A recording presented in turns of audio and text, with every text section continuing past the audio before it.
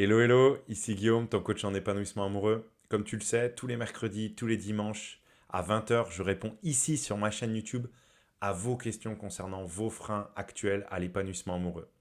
L'objectif, toujours le même, c'est qu'on puisse converger tous ensemble le plus facilement et le plus rapidement possible vers une vie sentimentale la plus riche et la plus épanouissante possible pour chacun. Ce soir, tu l'as vu en miniature, je prends la question de Lily qui sur Facebook récemment me disait être très attirée par un super ami qu'elle a depuis 8 ans, avec qui elle commence à envisager plus que de la simple amitié, mais par contre elle a peur de tout gâcher. Donc le contexte, hein, je te l'ai dit, les deux personnes se connaissent depuis plus de 8 ans maintenant, ils ont une super connexion entre eux, et Lily sent aussi que la personne face à elle est très attirée.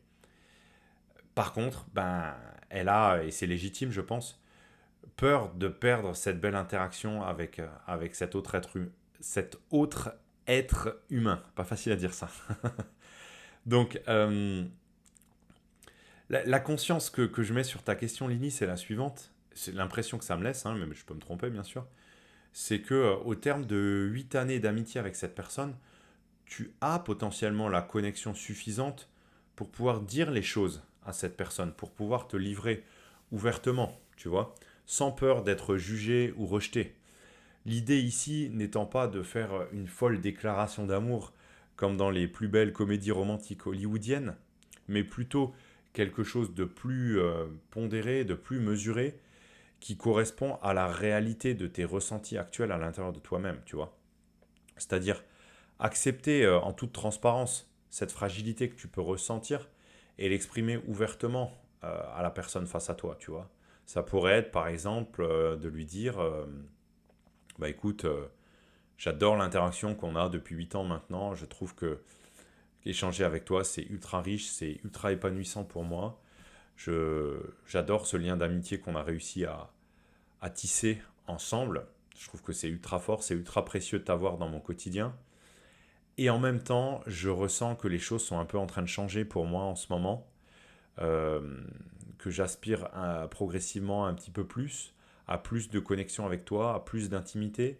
J'ai l'impression, mais je peux me tromper, que c'est réciproque, et j'aimerais bien qu'on puisse parler ouvertement de nos ressentis. Comment toi tu vis les choses? Tu vois, ça pourrait être comme ça, juste se partager ouvertement les choses, et ce serait l'occasion d'instaurer une communication ultra saine et ultra transparente entre vous, tu vois. Et bien sûr que c'est pas facile de se livrer comme ça, en plus d'ouvrir le bal de cette manière-là, mais si tu fais ça, c'est une manière d'éduquer aussi la personne face à toi, de lui dire de manière subtile, ben voilà, tu peux t'autoriser à être pleinement toi-même de telle manière, de la même manière que moi, je m'autorise à être pleinement moi-même dans tout ce que j'ai à te dire. C'est une manière ultra fine de mettre l'autre face à toi à l'aise. Bien sûr, lui préciser aussi au passage que c'est parfaitement OK pour toi si tes ressentis sont pas réciproques, que tu es capable de l'entendre, que tu ne vas pas t'offusquer, et surtout qu'il ose dire pleinement les choses comme il les ressent, et ce sera un magnifique moyen de nourrir la connexion entre vous et surtout de mettre plus de clarté mutuelle sur votre situation et de définir ensemble ce que vous aspirez à faire ou à ne pas faire dans vos interactions futures.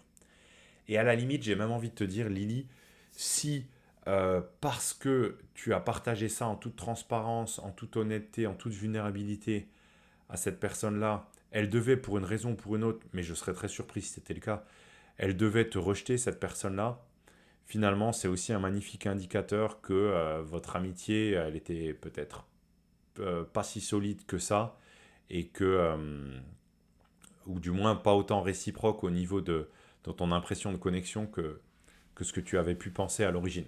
Voilà. Donc voilà ce que j'ai envie de te partager, Lily, cette notion de transparence, de dire les choses telles qu'on les ressent.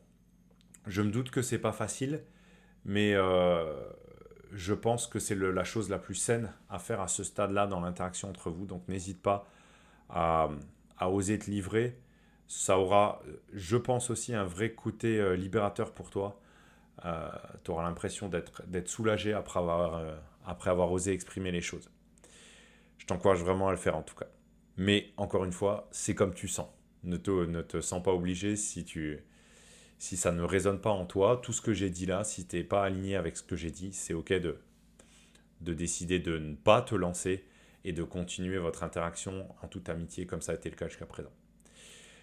Voilà, je vous laisse là-dessus. Si vous avez vous aussi une question à me poser en commentaire concernant vos freins actuels à l'épanouissement amoureux, n'hésitez pas, en dessous de cette vidéo ou de n'importe laquelle d'autre sur ma chaîne. Vous pouvez aussi me solliciter en me joignant directement sur Facebook. Vous avez le lien vers mon profil dans la description à cette vidéo. Là-bas, je partage plein d'autres choses, des ressentis plus détaillés, plus personnels sur l'épanouissement amoureux au sens large. Donc n'hésitez pas à me suivre là-bas. Et voilà, il ne me reste plus qu'à vous saluer, à vous souhaiter une bonne soirée et à vous dire à très bientôt pour la prochaine vidéo. Bye bye.